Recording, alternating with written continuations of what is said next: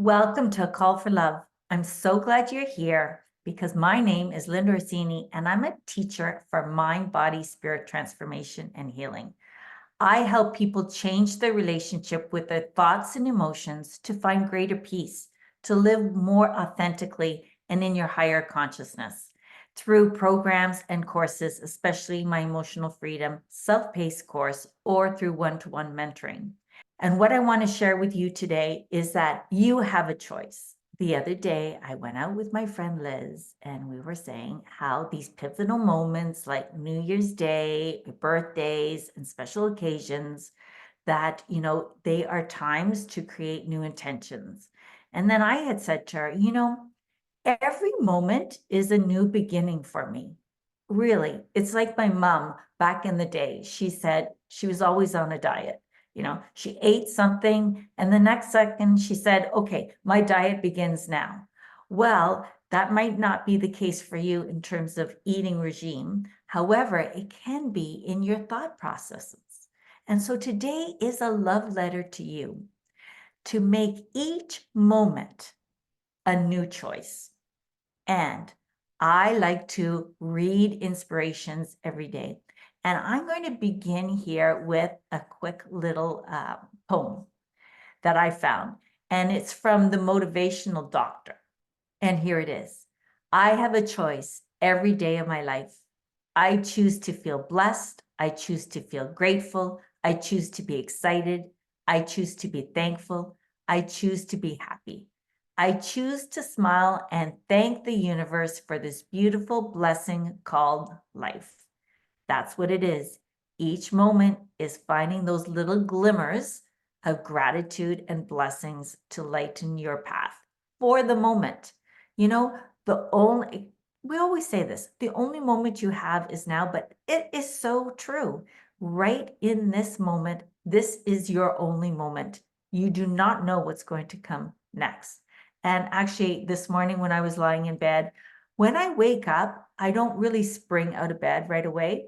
I wake up quite early. Sometimes I wake up at 4 or 5 in the morning. And of course, for me, it's not time to get up. I know some that do, but for me, I try to go back to sleep. And so this morning, I decided I was going to create my own little mantra, my own little meditation in the mornings. And so I inhaled, and in my mind, I created the word now. And on the exhale, I released gone. Now I was thinking of inhaling here and then exhaling gone, but here felt like a location and now felt like a time. And what I wanted to really do is become present to each moment and see it disappear. Because once that exhale goes, it's gone. It's just like what happened yesterday, although we live it over and over in our minds, it's really actually gone. It's no longer. So I inhaled now, and then I exhaled gone. That kind of helped me bring myself into the moment. And guess what? I fell asleep, which was my intention. That's not always your intention when you're meditating, but that was my intention. And so I feel that we have a choice in every given moment, how we want to feel, how we want to be. And, sometimes you choose not to feel great, but at least that's a choice that you give yourself. At least that's a choice that you can say, I'm consciously making this choice to feel a little down or blue, and I can't really do anything about it. Or I can choose to feel blessed. I can choose to feel grateful. I can choose to feel happy. And it is also so interesting that this morning when I was talking to my sister, Patricia, we always have such great conversation. She says there's a difference between pleasure and happiness, because you could have such pleasure that you could be eating a piece of cake, and then the next moment you're not so happy. It didn't bring you pleasure because now you realize you had had this delicious, beautiful, decadent piece of cake, and now it is fleeting. So in this moment, it doesn't mean the next moment. In this moment, what are you going to choose? That's the question for today. And it's always transient, right? But as I was saying, how I love to collect information and just really inspiration from other people. I have a friend whose name is Eleanor Hayward, and she shared from a post, We Are the Medicine by Rick Bratt. And it goes like this. A man whispered, Creator, speak to me.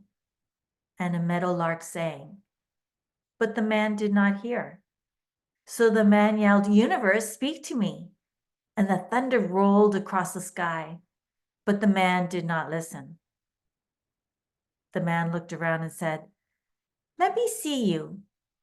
And a star shined brightly, but the man did not see.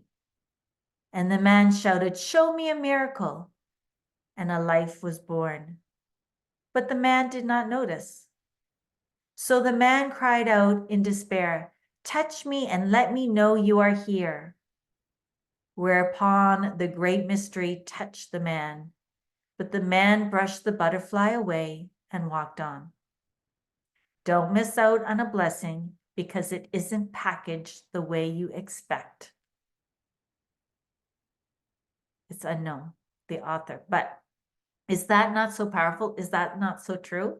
Here we are choosing each moment, how we're going to respond to it, how we're going to see it.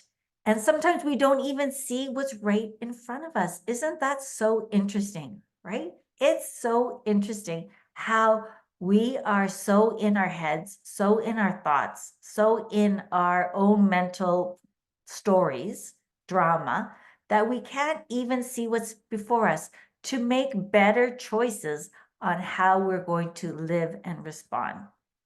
Now, this is my mission in life, is to really be more present, be more conscious. Almost every episode has this thread in it because this is my goal. I really want to be intentional with my words and with my thoughts and with my actions. And that begins with the choices I make. And so sometimes things happen to us and we feel that we didn't have a choice. We couldn't choose what happened to us. But this is the really beautiful thing, especially about the poem, is it our choice or the universe's choice? So things happen in the grand scheme of life, and then it's our choice how we are going to respond. I find that I am able to do this sometimes better than others. Sometimes I look back at myself and say, wow, that was very, very immature or very unmindful or very emotional or very non-reflective. Like if I lament over something that really is insignificant. Let me give you an example. I didn't really want to bring it up this time, but okay, well. I was supposed to go on a trip to Egypt. Long story short, I wasn't able to go. And looking back, yeah, it was disappointing. And when I look back, even at COVID, people missed a lot of trips. Did I handle it well? No, I did not handle it well. Am I proud of myself? No, not particularly. But this is the choice I'm going to make. Right now, I'm going to choose to forgive myself for those feelings I had, which are probably very natural and understandable. But now I'm going to choose to see my blessings, to see what is going on that is good and that what I can be thankful for, because it's a choice. I can choose to be miserable. I can choose to lament over what could have happened, what should have happened, what I wanted to happen, or I could choose really to be present and accept each moment as it is, because I am just a small grain of sand in this big tapestry called life. And so these are my choices. So I offer you this question. How are you choosing to see each moment? Are you even seeing it like the man who didn't notice the star and the butterfly? Are you noticing it? And if you are noticing it, how are you choosing to respond to it? These are really, really big questions. When we are so busy creating a home and a life for ourselves and others, paying bills and getting things done, creating that time and space to think about those questions does not come easy. It has to be very purposeful. It has to be very mindful and deliberate. And that's why I enjoy and savor and really resonate with meditation so much.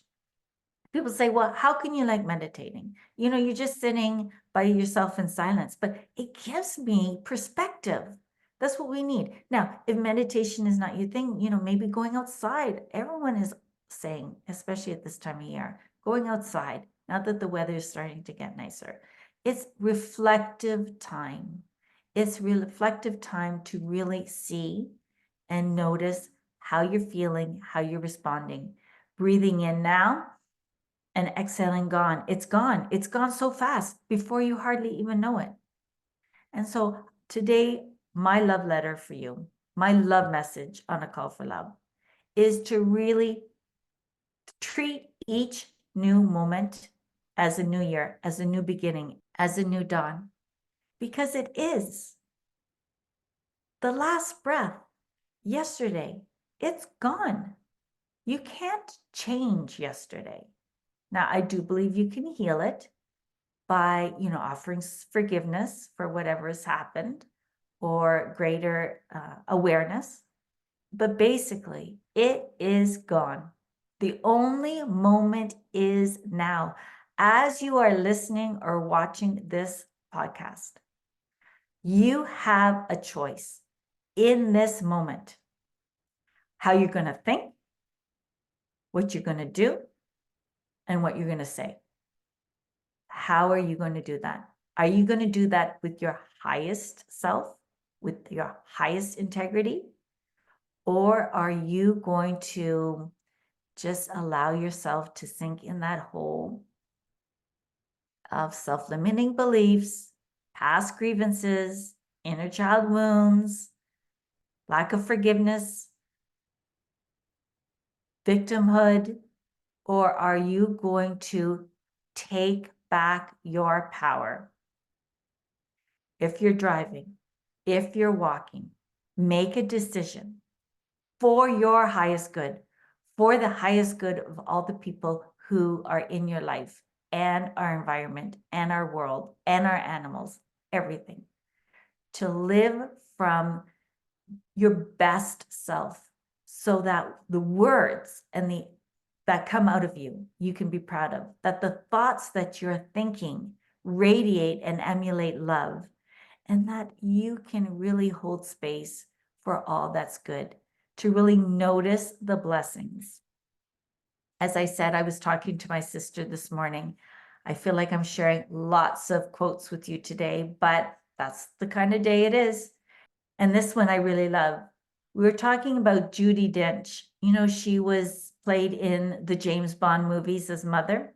She says, we get up in the morning, we do our best, nothing else matters. I love that. I would say in each moment, we do our best and nothing else matters. Because if you have to wait for a whole new day, then so much can happen. So I propose that in each moment, you treat it as a new day, a new beginning, a new year, whatever comes to your mind. Each moment is a new beginning. It's like that diet. You know, your diet starts the next day or the next moment.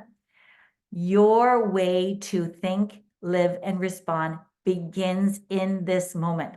You have the choice to choose and change and shift the trajectory of the next moment by the choices you make now. So choose wisely, choose from your higher self, and choose love.